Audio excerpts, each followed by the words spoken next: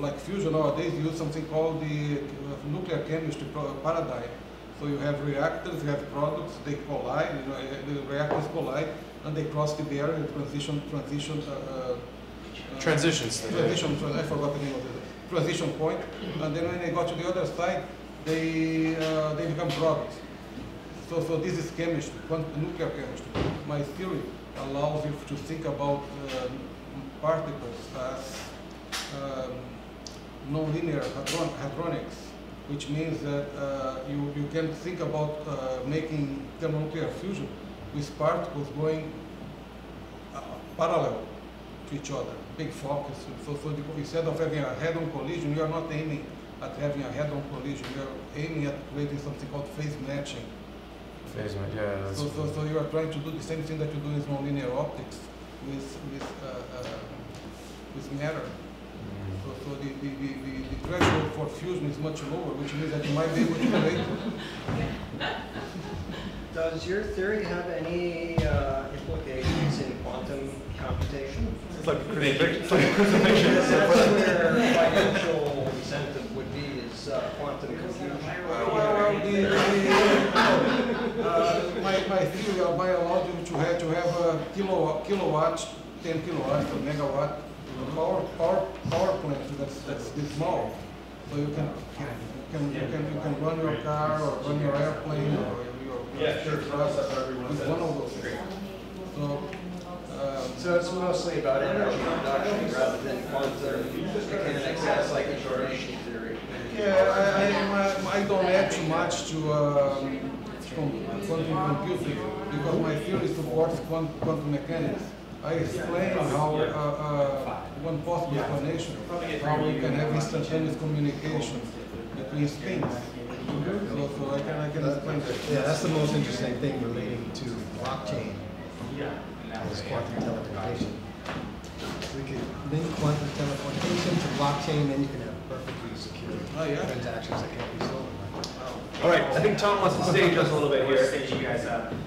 If you want, you can sit right in my tent and watch the live stream. Or you can sit over here. I guess I move here, or what? What's going on? So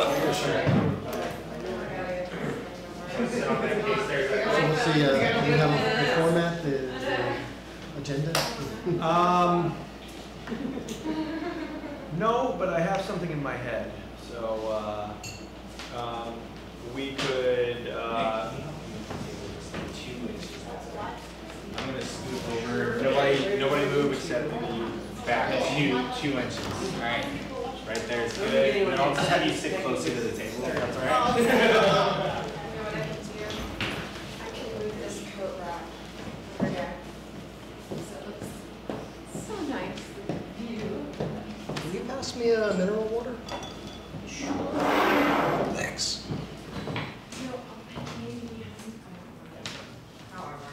Everyone's phones turned to silent. Oh, yes. Did you rewrite your project in C++? So originally they were going to rewrite it in C++, and then they decided that they were going to rewrite it in JavaScript. And then they decided, because the project was already done in C# and bug-free and working, that maybe they should rewrite it in C# based off the C# code. Okay. But why did they have to rewrite it at all? And then they decided to rewrite it in Python. How come? I have absolutely no idea. Just for yucks? Just to make your mark, I guess. I'm gonna have you move that way, closer to Marco. How about this for a format? I'll give an introductory remarks 5 minutes. Then you can speak for 2 to 3 minutes. Then you can speak for 2 to 3 minutes. And then Andrews, you get 2 to 3 minutes. Of what? I don't know.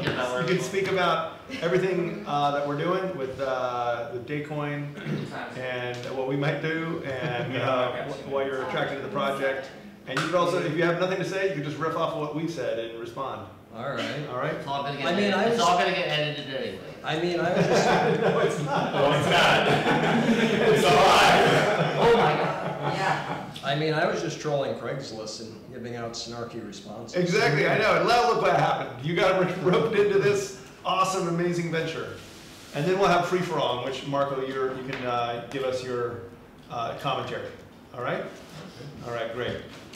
And then, guys monitoring the live stream, the tech desk, if anyone has any comments or questions, we could take questions from the studio audience. Yeah.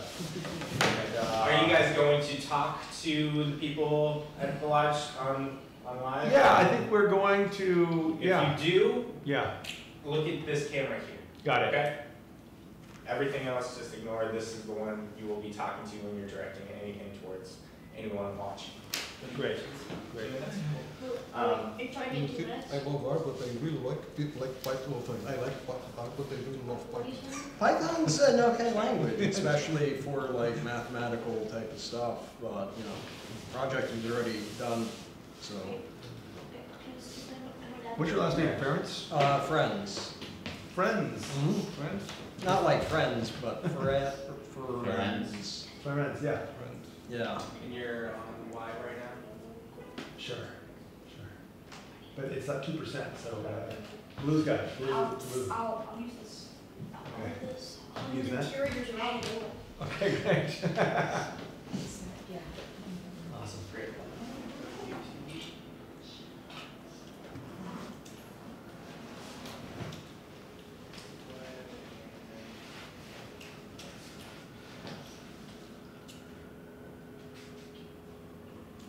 Just a few seconds, guys. Is everybody ready? Yeah, I think we're ready. Go. If we're not ready, get ready.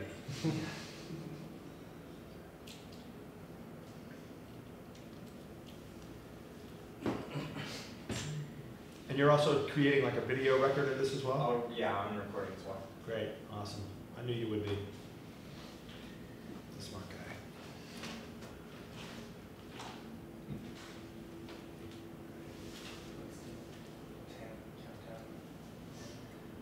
Ten,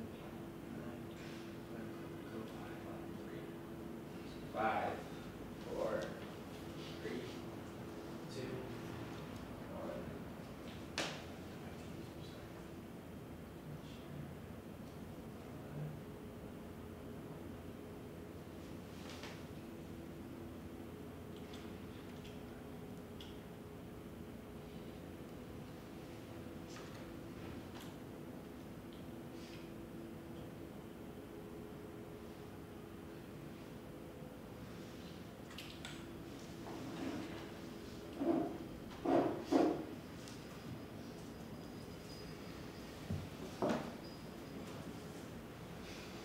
You guys can Mingle. Peach lemonade on deck, just in case you need it on deck. It's an option.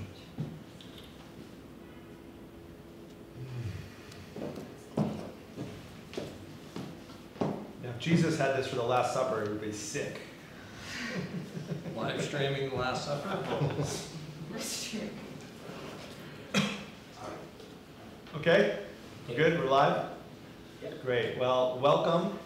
My name's Sander Hicks. You are here with me at this meeting of Daycoin. I'm an entrepreneur. I've started 3 award-winning companies, and this might be the greatest thing I've ever done, and I'm really happy that you're here at this meeting. So we decided to record it as a live stream, well, not record it, but broadcast it as a live stream as a part of generating energy. A lot of people online today and yesterday, as I began to spread the word about this, a lot of people have said, wow, this is really amazing. This is probably the most unique idea I've seen for a venture of this kind. So what we're doing is we're creating an ICO, which is an initial coin offering for a new currency called Daycoin. And this is in the Bitcoin model. It's going to be modeled on Ethereum blockchain. And what we're going to do is raise money for a property that's down over here in the Lower East Side, 48 2nd Avenue.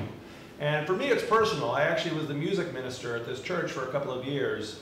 And it's a Catholic church that's been associated with Catholic Worker. Catholic Worker is a social justice organization that was started by Dorothy Day. And Dorothy Day actually went to church here regularly at Church of the Nativity on 2nd Avenue.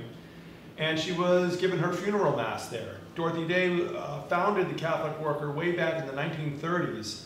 She published a newspaper. She sold it for a penny in Union Square.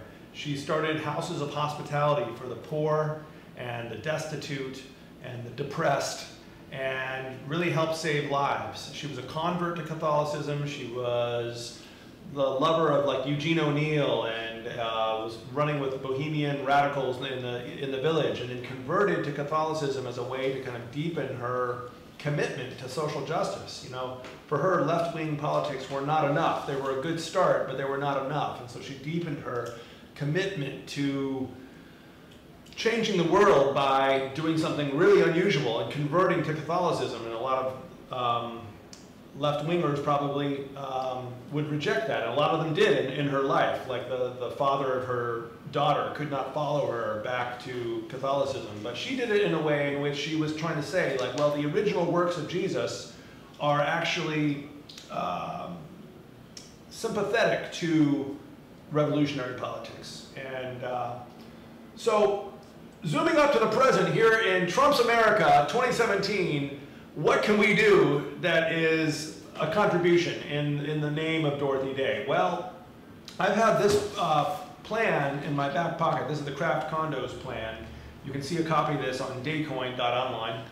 And I've been experimenting with different ways to blend my own commitment to social justice and commitment to craft carpentry and general construction, and trying to hybridize these things with some sort of real estate development deal. So that's what we've been doing for the last couple of years. And now, it turns out the Archdiocese closed 48 2nd Avenue. They closed the Church of the Nativity.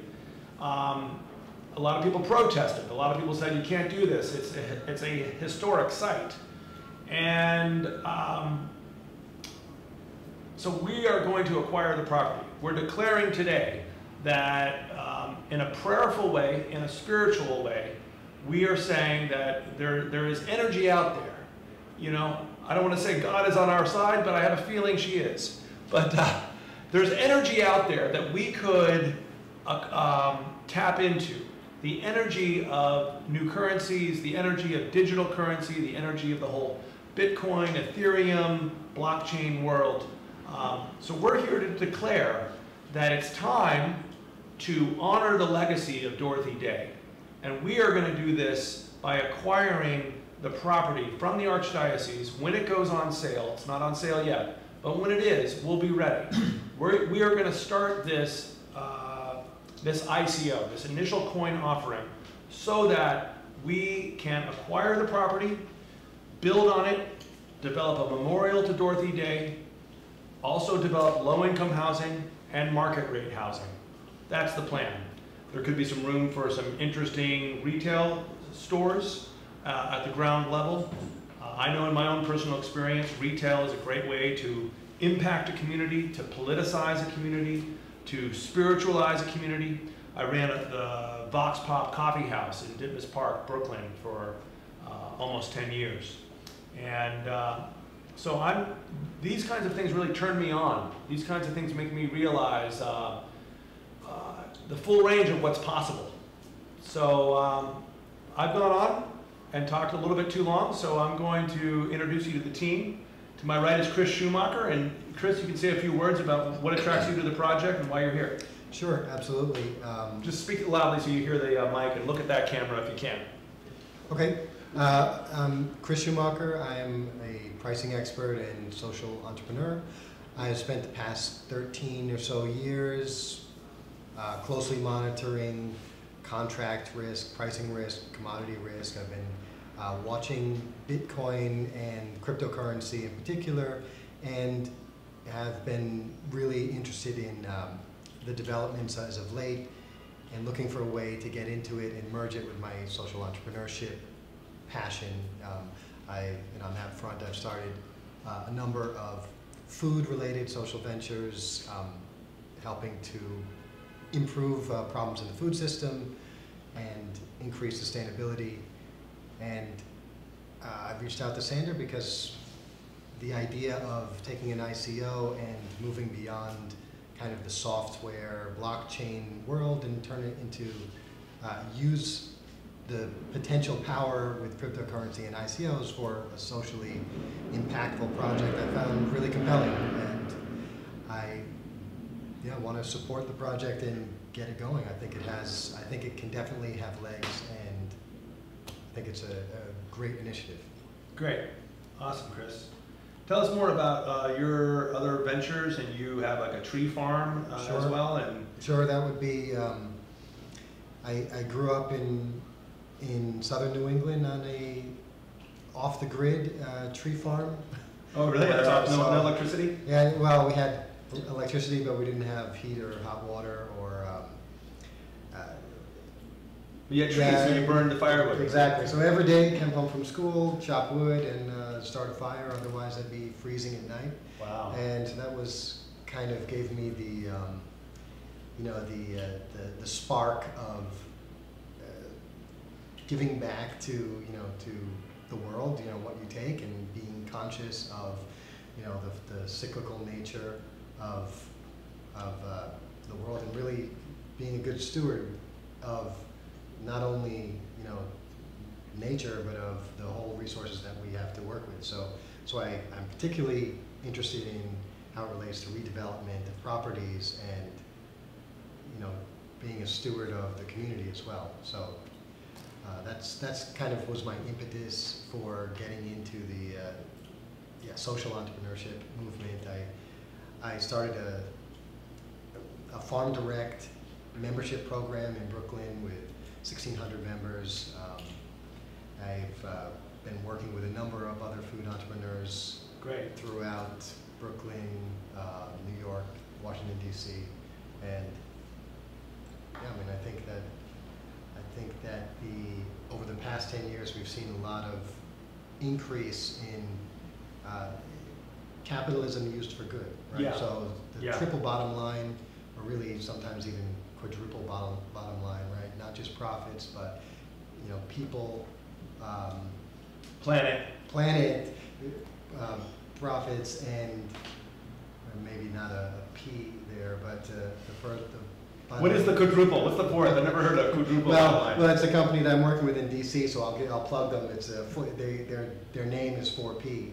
4P. And he's identified 4 Ps, so I just can't right now. The 4th P is off the top of my head. All right, if you're tuning in on the live stream, we will take questions later.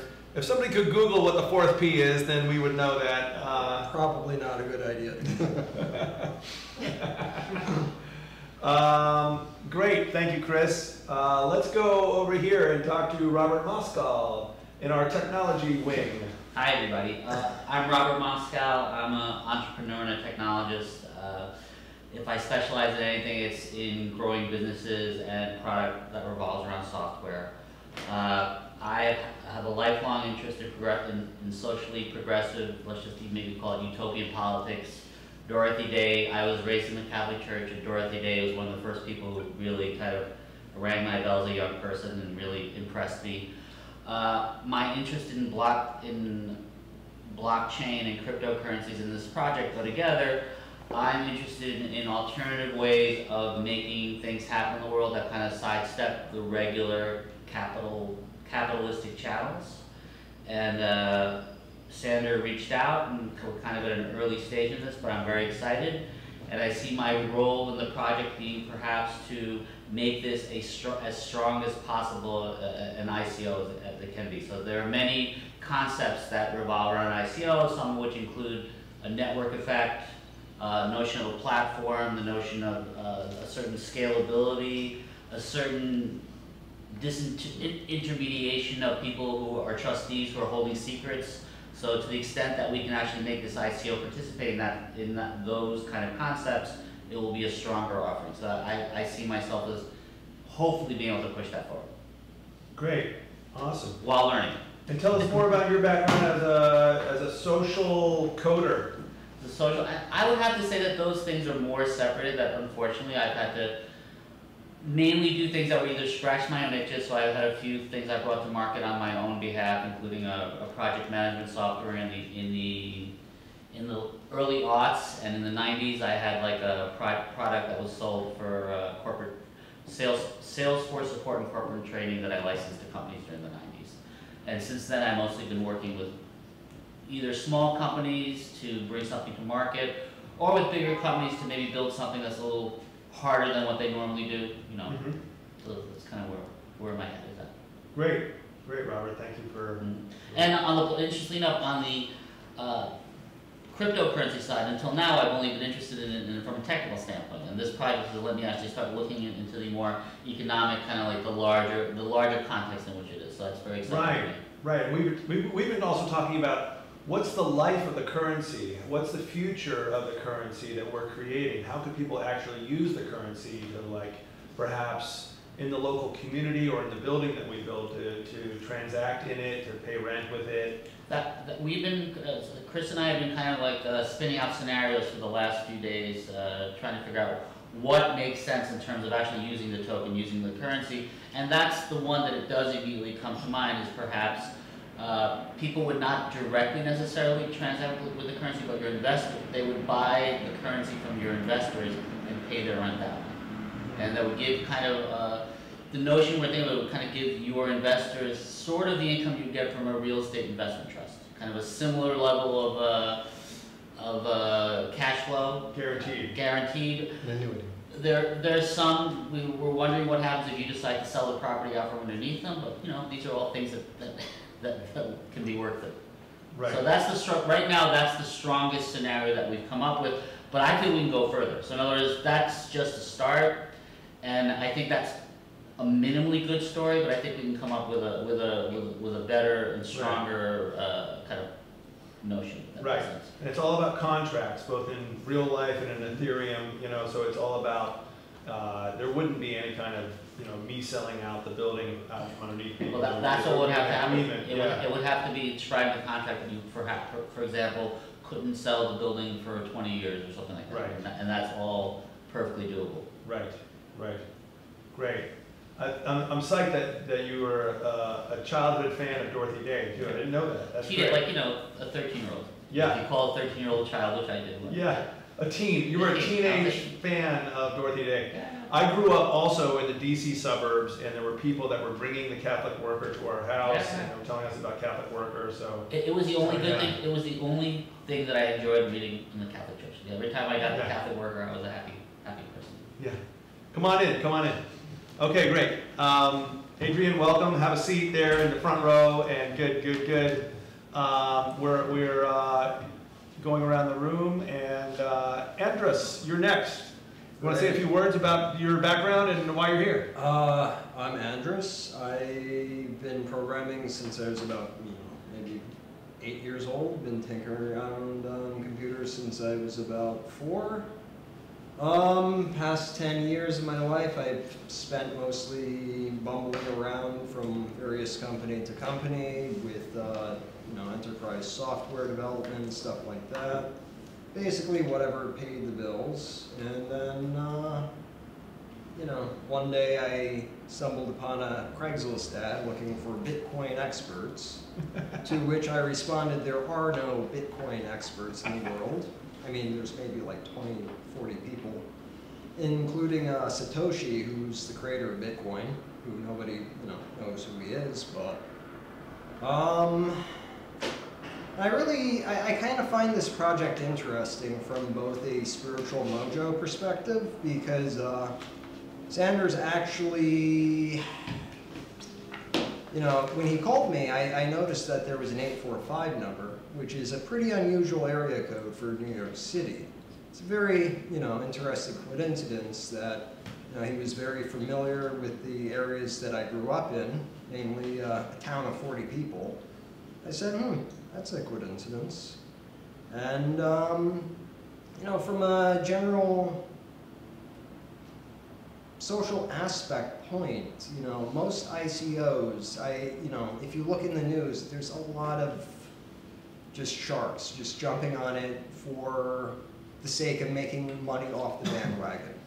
And it's kind of disappointing because the technology of blockchains has a bad reputation at this point. The CEO of JP, Chase Morgan, was saying that, he would fire anyone who he caught trading in Bitcoins. Right. And you know, it's really unfortunate because it's a great technology. Yeah, Jamie Dimon, he said recently, I'm done talking about Bitcoin. Yeah, it's for murderers and drug dealers. That's his exact words. Wow, wow. And I think this could be, you know, the Daycoin project could be kind of a, you know, progress towards redeeming the blockchain technology and the idea of cryptocurrency, in the sense that this isn't necessarily just to make a boatload of money. Right. It's to preserve a historic site so that it doesn't end up as a parking lot. Exactly. Yeah. Yeah. I don't think there's a risk of it being turned into a parking lot, but it could be. It could be very easily turned into just another corporate condo, Or just a bank, or some other, you know, ironic end to Dorothy Day's legacy. Right. So I mean, from that perspective, I'm, you know, interested in the sense that it's a project about doing something good with this blockchain technology, and it could be very redeeming for the whole idea of cryptocurrency and move it forward. Cryptocurrency is slowly moving forward thanks to Dubai recently has a state-sponsored cryptocurrency. And the Japanese banks are now looking at creating a J-coin for the 2020 Olympics to reduce the cash burden on their society by then. And yeah, I mean, it's an interesting project, and that's about it. Thank you. Yeah. That's a great angle. I forgot that, that there's going to be unintended consequences, but when we pull this off, we will raise the credibility of Ethereum and blockchain currencies overall. So thank you for that insight. And that's right. Yeah, we connected about Sullivan County, right? Mm-hmm. Yeah, and tell everybody what town you're from. I'm from Berryville, New York, which is not even a town, it's a hamlet. Right. There's about 40 people who live there. Right. I know people who grew up there. Yeah.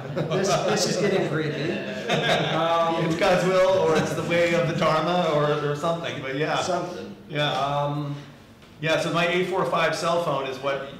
Yeah, no, I initially, Yeah. I thought, like, when I responded to you on Craigslist, I was being completely sarcastic. I know. I was just being kind of an ass. But you were the only one that responded, so that's...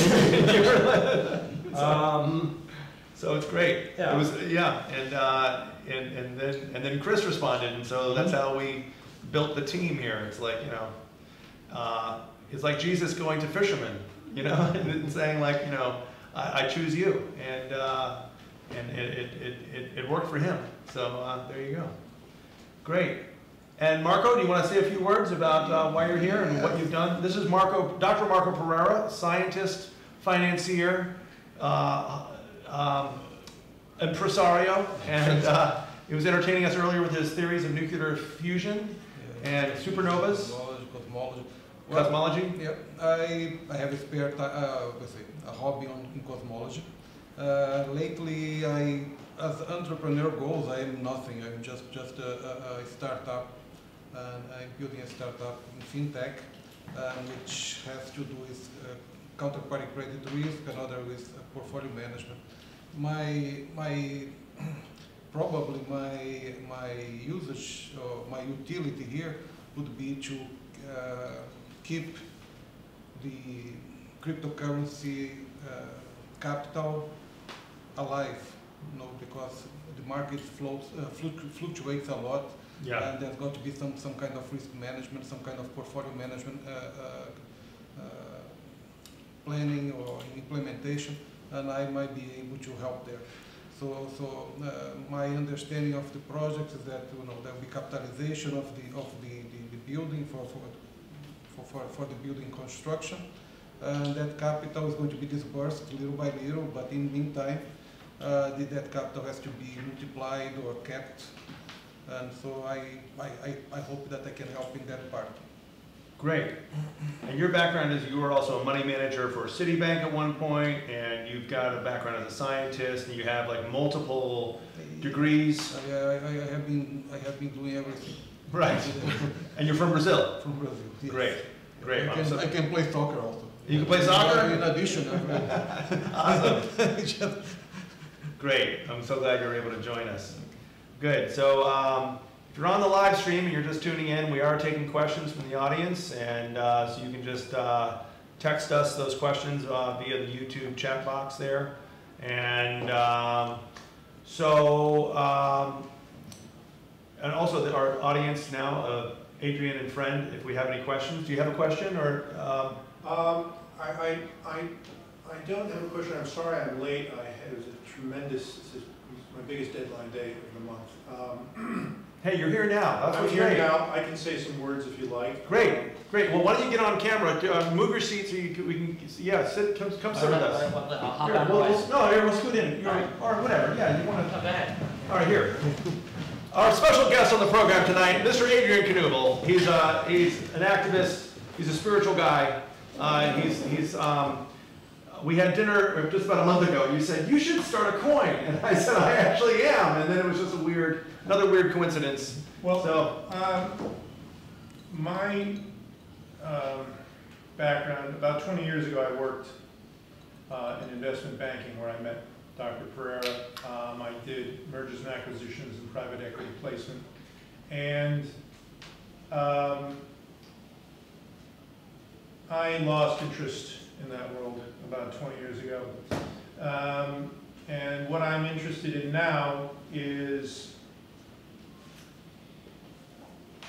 method of raising capital using cryptocurrencies, specifically not to engage in pump and dump or fast buck or Wall Street status quo financial games,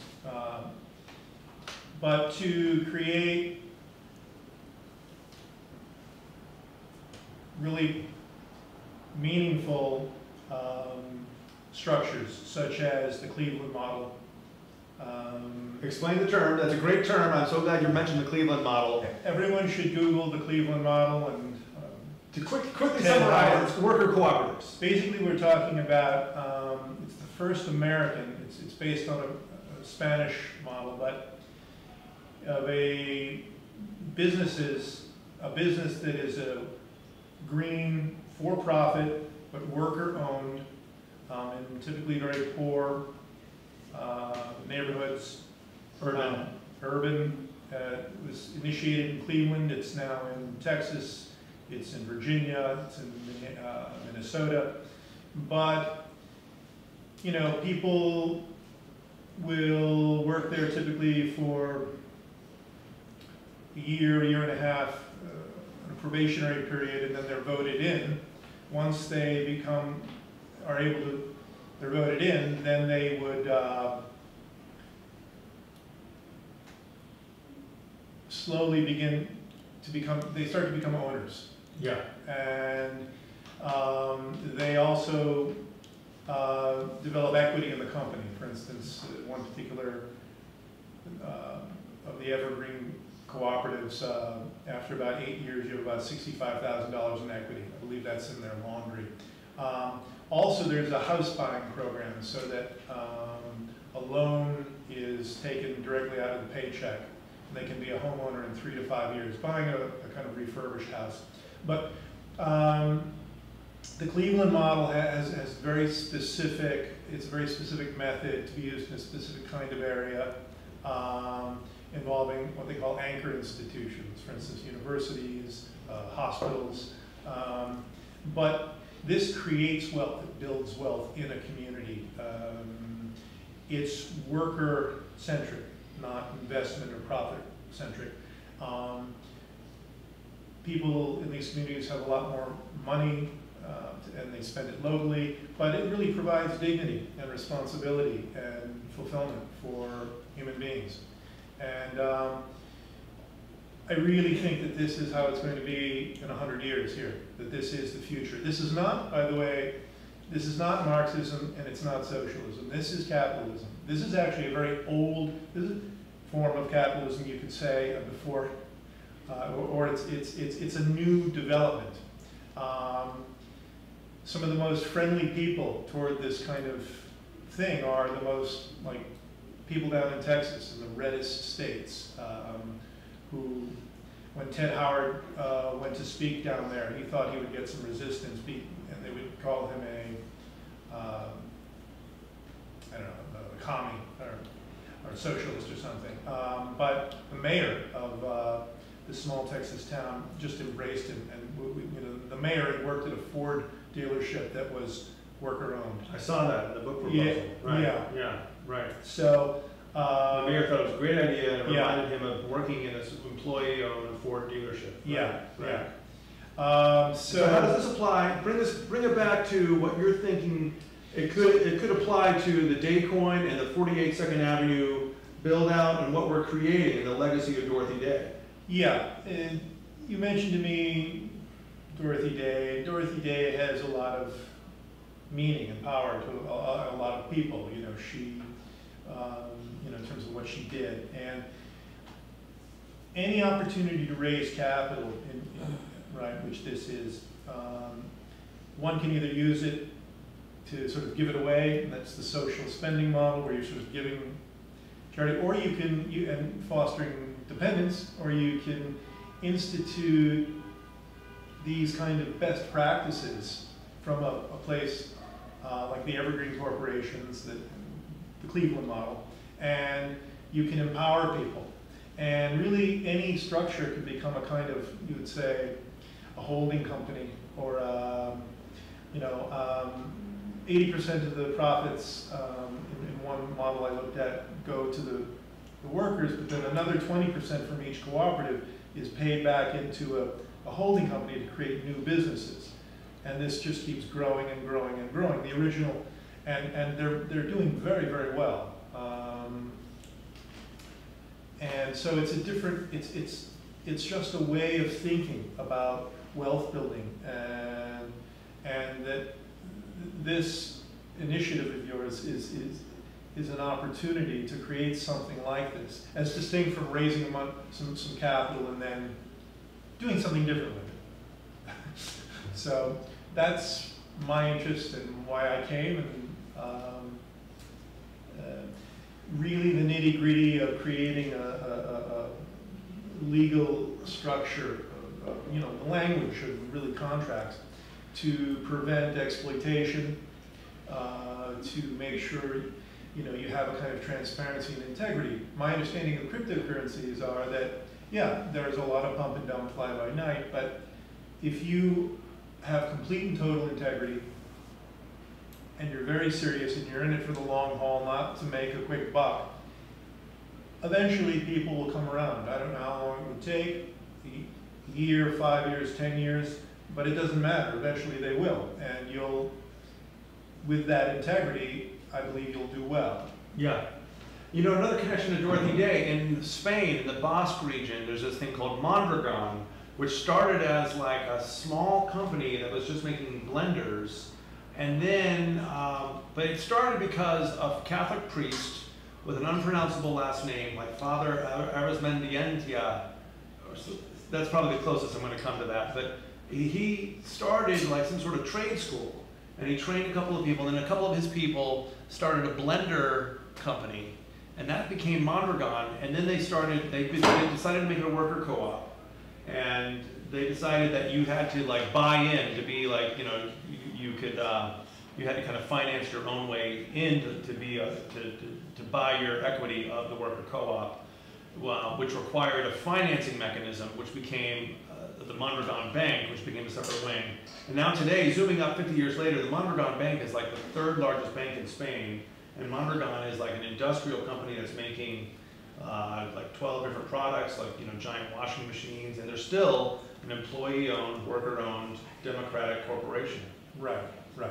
So that's what your Cleveland model is based on, Mondragon, as I understand it. Yeah, Ted Howard based it on Mondragon, and great. Yeah, it really is great, and it's very inspiring, and it's very positive, and it's a kind of it's a tremendous, wonderful thing, and you know, change like this comes from the ground up, from people doing these kinds of things. When FDR was kind of putting in a number of his policies, he was getting them from the states and local levels where they were already implementing these things. I mean, this is just the most positive kind of inspiring. thing. I encourage everyone to look up the Cleveland model, look up the evergreen cooperatives. There's a number of YouTube videos on this, and look at the people who are involved, it's one of the most inspiring things I've come across in years. So, I'm here to learn, and Dorothy Day, I'm sure, if she were alive today, would very much want to be involved in this kind of structure. It involves a commitment to it and oversight and setting up the structure and doing it. And luckily there are some really good models out there for doing it. Yeah.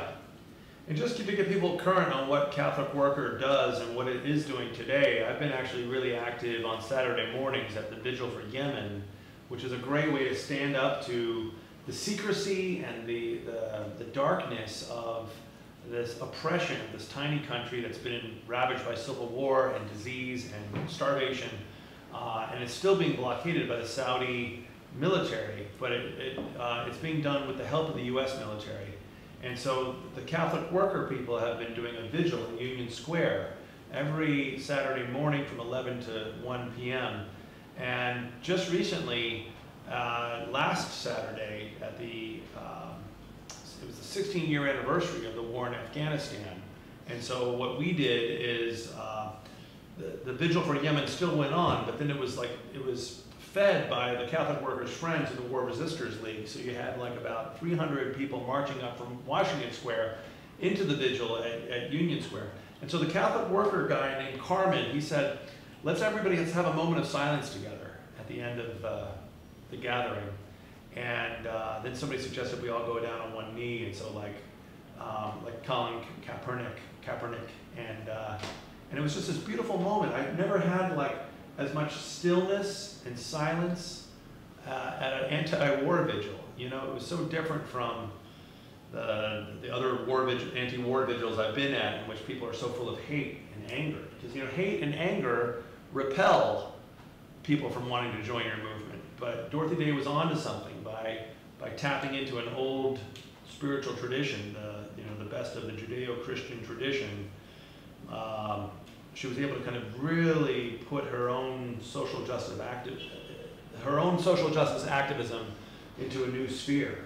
Do you want to talk a little bit about your spirituality and how it infuses your worldview of social justice, and why you're not a private equity placement guy anymore, or your path, or is that too deep? Or I know you're wincing, but go for it.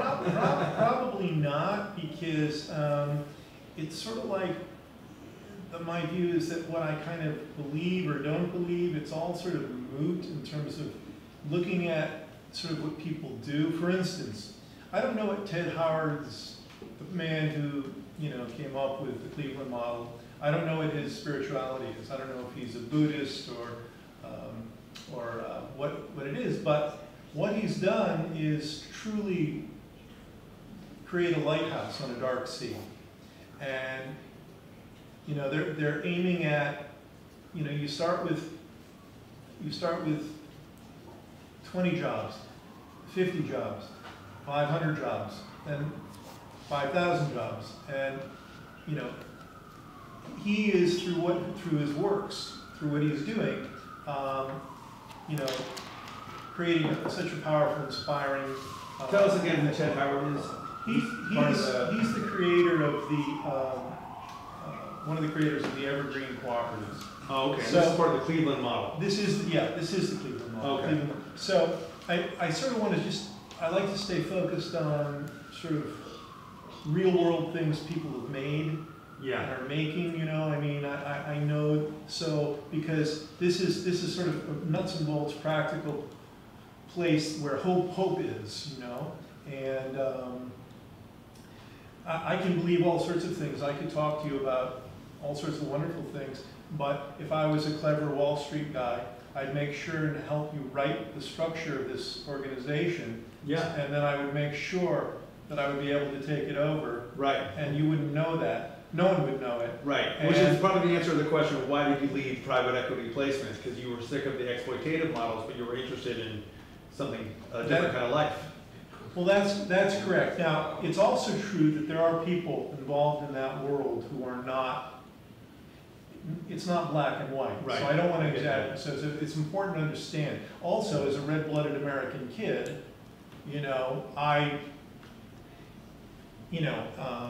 was just doing what you do. Okay, so I don't want to criticize my former self, you know, Right. and sort of in a way that's too. I don't want to be too harsh on the guy that I was. But for me, you know, when people are really genuinely committed and they make sure that there's a structure is not only what's on paper in terms of a legal structure, it's not only an agreement isn't only an understanding that's memorialized in paper, it's a sort of a living thing. So when there's a living commitment of one or two people toward creating something to help others, you know, that takes time and commitment and an investment of time and heart and spirit and energy and work, a lot of work. A number of these cooperatives were having hard times and a lot of the workers had to work without pay, you know, but good things come from that, you know, whereas the kind of short-term profit model of just sort of being the smartest one in the room or the one who has the earliest, the fastest information, or a lot of the different models out there for how you know, proceed in life to, you know, to make $1 million. It's just, they're fine, they're fine. I'm just saying that, you know, to me, when I look at something like the Cleveland model, I marvel, you know, I just marvel. And I don't know what the spiritual beliefs are of the people who created it. Go ahead, Chris. I was just going to add on to that, to, you know, the concept of what you're talking about. I mean, I think it's been shown a lot recently that, you know, the greed is good is kind of been disproved, right? I mean, I don't know if you've read Conscious Capitalism. It was a book written by one of my professors at Babson, along with the co-founder of Whole Foods, John Mackey. But it's really kind of the idea, you know, that really, you know, conscious, you know,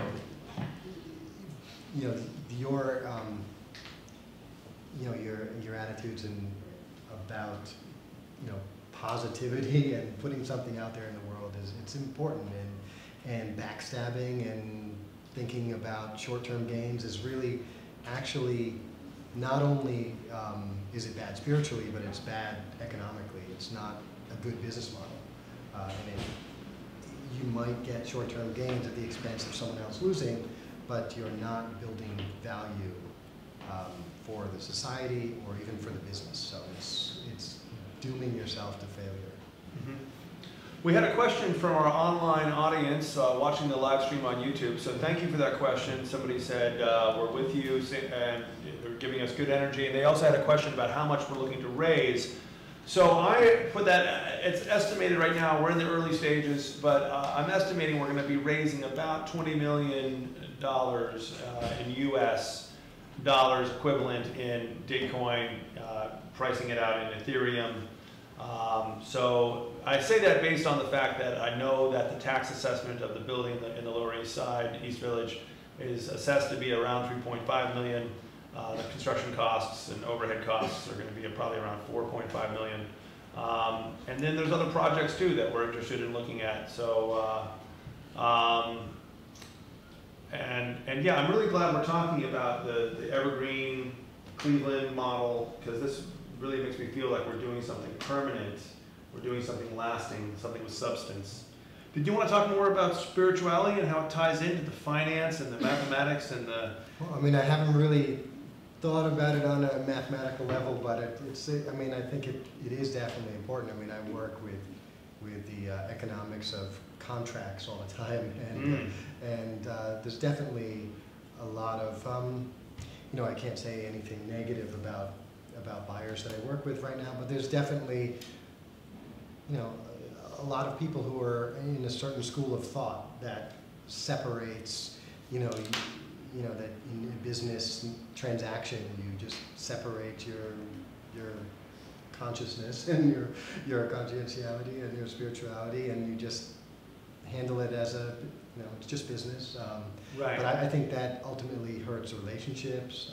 I've seen it firsthand, and yeah, I mean, I think it's important to, you know, to do what you believe and to do that in everything you do. I mean, not just in business deals, but yeah, every interaction with people. So Right.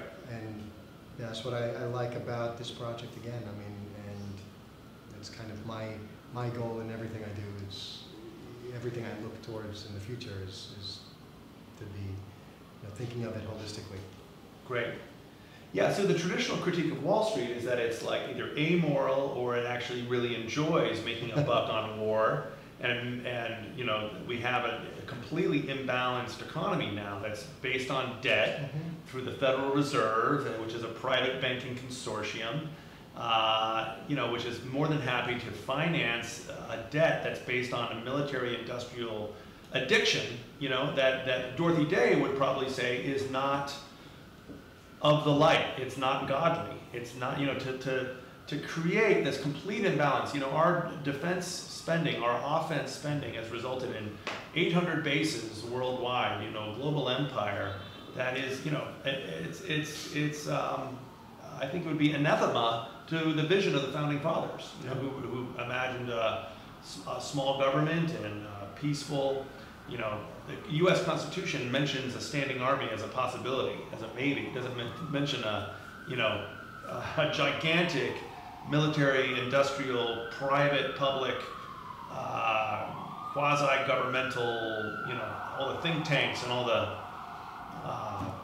biochemical research and stuff, you know. So I think what we're doing here is something that's really important because it shows a way forward, you know, and in a time in which, like, you know, Marxism and socialism is discredited and capitalism also really has a crisis of the soul. We're showing that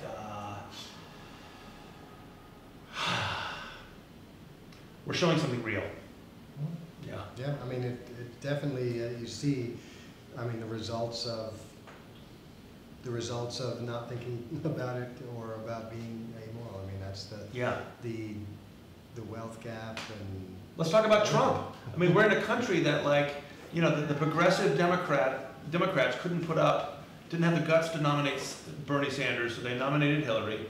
Hillary was not able to beat Trump in an election, which is really kind of sad. I mean, that really, I think anybody could have been able to beat Trump. The only person that wasn't able to beat Trump was Hillary, and that's just like, and you know, I mean, some people. I think it's unfair because Trump can lie every second. Say one thing in the morning, one thing in the afternoon. How can you beat that? You know, Yeah. You say one thing to one audience, another thing to another audience. You know, Right. and, you know, But see, I always say it's really like. nobody can beat that. Right.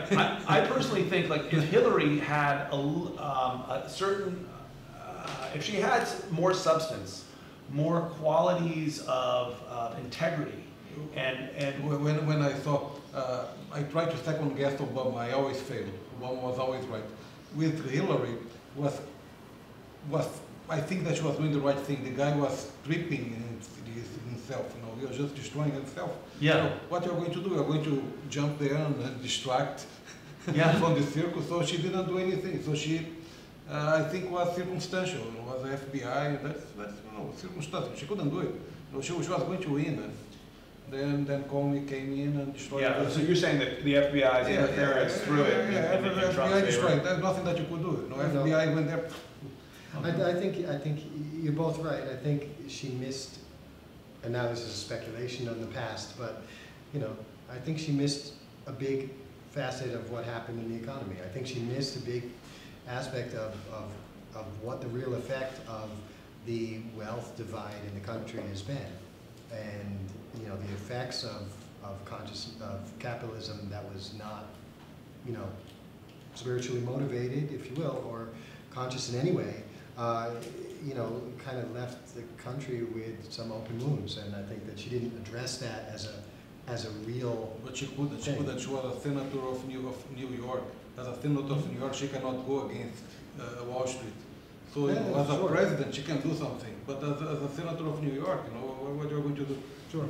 In the campaign, the story could have been different, but I think that if she did, or if someone did, then I mean that's what Trump tapped into. But we have kind of the opposite of the Trump model of development here. So this. So good. So bringing it back to the main thread, we're in the last 12 minutes. Does anybody else have any questions or comments from our audience, our studio audience? Yeah, can I say one thing? Sure. I was talking last time with a man who's been writing about the poor for 30 years, and he's been crossing the country, and he Dale? Yeah, and one brilliant writer, Pulitzer Prize-winning journalist named Dale Maharaj. Great. And he was talking about the anger of workers who have had their jobs taken away. Yeah. And it's hard for people like me who live in New York to understand the extent and the depth of that anger. And he was saying that when he heard what Trump was saying, he knew in a second that he was going to win, and all of his liberal friends would just be like, "You're crazy," and he just knew that Trump was going to win because he understands exactly what's out there. There is a despair and there's a rage in people who have had their jobs taken away, who have nothing, who have no hope, who are having their lives decimated. But they, like in other countries like China, people move. You know, the job disappear. You go to the city and you do something, whatever it is. U.S. is different. Somehow, I know that's one thing that Hillary tried to convey, but she stood up when she said that they were going to destroy the coal miners' work to provide artificial intelligence work or solar energy work, and so she said those two things together in the same phrase. But basically, she was trying to direct the government to create an industry, local industries, to emphasize it. So basically, she was trying to do what the government normally cannot do, which is to bring a job to you. You know, you are supposed to go to get a job in any other country, but here somehow, like the people who live in the countryside, whatever, in the middle of the country, they don't move. They want to be there. They want to get the job there, and so there is a solution. Hillary proposed that. Trump just lied. You know, said, "I'll give you a job, your coal miner job back," and so he's allowed to lie. If he can lie, he can say, he can always convince anyone. Well, I mean, politicians, when they're running for office, they tend to often, unfortunately, lie. One of the things he said was, if we had spent instead of trying to overthrow a bunch of these people, we'd spent X trillions of dollars on infrastructure. We wouldn't have 16,000 bridges in the country that are on the verge of collapse. Yeah, but but I know that he said it. But now that he's president, but what he meant was he's going to sell the bridges to his friends for nothing, and then his friends are going to take money forever. That's what he meant. No, it's not like he's going to build something or something. No, and in addition, this is a side conversation, but in addition, the infrastructure projects, they could have been financed during Obama era. The GOP didn't allow that to happen. So it's not like this thing. Nobody knew what to do. We knew what to do. We knew what has to be done, what had to be done, but they wouldn't allow to happen. So that's not something you can do. Well, the thing, we're in our last 8 minutes. Let me just say to Turner and Senator that in the spirit of Dorothy Day, good, thank you for not relying on some politician or someone who's going to be elected but rather relying on just people, wherever they happen to be, you know, trying to create something that is, you know, just and sane and healthy and wholesome and creates dignity for everyone. You know, that's, I think, the answer. It's just not going to be, in my lifetime anyway, coming from another way. It's going to be coming from the ground up and not from the sky down. Right, right. Which brings us back to Daycoin in the spirit of what we're doing here. I just wanted to let people know we're in our last 6 minutes, so if you have any questions, please use the, how do they do that, Tom? They use the YouTube chat window. It's just the chat window. Yeah, the chat window on YouTube on the live stream, great. And we have like 4,000 people watching online, a couple people? Somewhere around. Somewhere around there? Great, great, a couple people. Okay, great, awesome. Good, I don't want to know exactly how many. But I know you're out there, and thank you for tuning in, and good, good. So thanks, Cole, for that indication. Sandra, can I ask you a question? Yeah, I'll take a question. In terms of creating, you know, the cryptocurrency, are you going to at some point, or have you been thinking along the lines of sort of planning on, you know, some language or structures in terms of the actual thing you're going to raise money for, and making that transparent, putting it online, letting people who might want to buy this one know exactly what it is? Oh, absolutely. Yeah. I think that's part of our marketing. You know, that's a part of not only our marketing, but the substance of where it is we're selling. Yeah. Because, yeah, people don't necessarily invest. They're actually buying a unit of currency. And I also, we've been going back and forth about, thank you for that, Tom. Yeah, so we had a question from Pursuit of Liberty. You'll need a public plan of transparent spending of funds to get traction when you plan to release a white paper. Thank you, Pursuit of Liberty. That is a really good question. We are working on a white paper, and I wanted to have it done by today. Didn't happen, but we're still working on it. You'll see some of the content of the content of this future white paper in raw form on daycoin.online. But yes, as the white paper evolves, as our, really it's kind of like our contractual setup evolves, as we specify what it is, what's the Ethereum contract going to be. It's really kind of like a social compact of like, what are we committed to?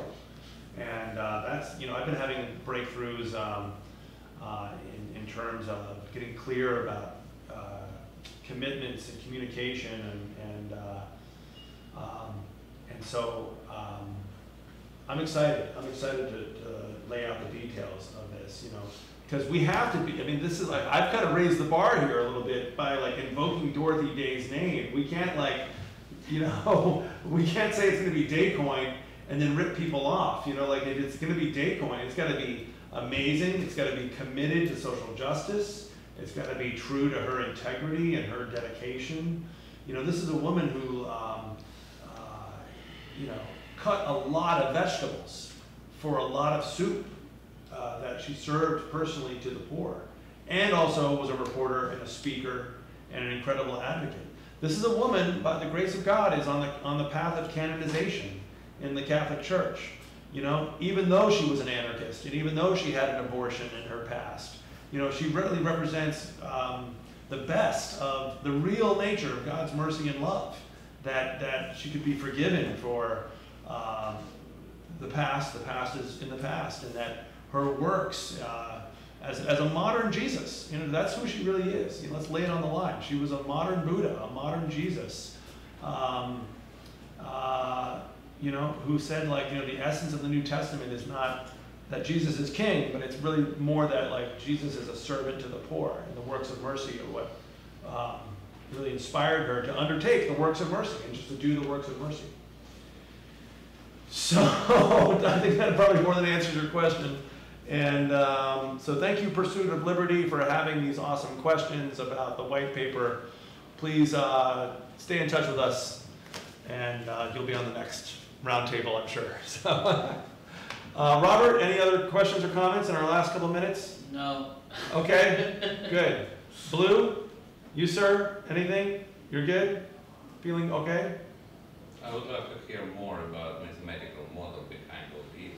Ah. But I do understand that you are not proficient enough to do it. We're at the beginning stages, but there are people around the table that will be You are willing. talking more about social justice. Yes, about yes, yes. Very interesting issues around these. There are people here that, Effective farms. yeah. I think we are looking, I think we are working towards starting from a narrative, starting from a conceptual model, and then moving towards something that makes sense on the economic side, but we are not there yet, and Means you are not ready to start. we are not ready to start we are not ready to start To the do something. we are not ready to start the mathematical part of the white paper. Means it will not work yet. That's correct, we don't have a model yet. We're working on it. We're working on I it. rest my case. Yeah. But hey, we are starting by assembling a team, and I think you probably could talk to Marco afterwards too and talk about mathematical models a little bit more, and I would love to. supernovas and cosmology and all that stuff probably will come But up. we have So- we have definitely workshopped at this point a few models. Not all of them are promising. Hopefully But one the will. bottom line, you just have fun, and that's good, Yeah. because people have to have fun. Good. Final comments, questions? Well, about the mathematical models, a part of it is, as I told Sanders, it's more important to figure out what you're really doing from the social perspective first, because the blockchain and technology in general is changing so quickly, and best practices for blockchain and cryptocurrencies That's why I haven't. ask about it. But the best practices are very vague and haven't really been established because the technology itself is so immature. It's only been around a couple of years. As I said to him, there are no experts on it because it's such an infantile industry. And anyone claiming to be a expert is either Satoshi or a liar. Like literally, it's like either you're the creator of Bitcoin or you're a liar. There are no other experts on it. And as I said, like, it's more important to figure out socially what you're doing, to figure out who your target demographic is, and what the project behind the coin is. Because a lot of the ICOs today, they focus on the mathematical models, they focus on the revenue, and they write these white papers with all the math in it, but they don't really have any substance behind their ICO. And it's just a fly-by-night organization, and And all we have is substance right now, but it's a lot of substance. So I've been on your side though. I'm on your side. I've been thinking like, oh, we don't have enough of all the technical details worked out. Are we ready for this? But you know what? You're making me feel a lot better because you're telling me that it's actually more unique to have substance, and then I think everything else will fall into place, right? Well, that's the biggest problem with all the ICOs is they don't have anything behind them. It's just a money-making scheme. Right. That's all they are. Right. The Right. vast majority of ICOs, 99% of them, are just BS. Good. And you are not. I can't say yet. We'll find out. You mean the bottom line, the target is not to make money at all? No, we didn't say that. We want to make money for social good. I believe I could say that if I thought I would not participate in something that I didn't think was a genuinely viable vehicle for this kind of financing, and that if I thought it was not the case, I would walk away. Okay, fair enough. Good. Well, it's 6:31, so we've gone over time a little bit, but I think this is a good place to wrap it up. And I want to say thank you to Andres and Marco and Chris and Adrian and Robert. Thank you for participating. Thank you to Tom and Jeremy, our crew, for taking care of the live stream. Thank you to Blue for the snacks, and thank you to Coleman for being so awesome and patient. And what is your name? Alex. Thank you, Alex. Great. Thank you. Thank you, Nick, for being awesome. And so please do subscribe to our newsletter that's hooked up to MailChimp. It's at daycoin.online. That's www.daycoin.online to stay in touch with us about the future evolution. I think it's going to evolve pretty quickly. I'm trying to push it to evolve pretty quickly, and anything we're lacking in technical details will come because we've got some great substance and we've got a great commitment to make this real, to do it for the legacy of Dorothy Day and the legacy of social justice. Thank you.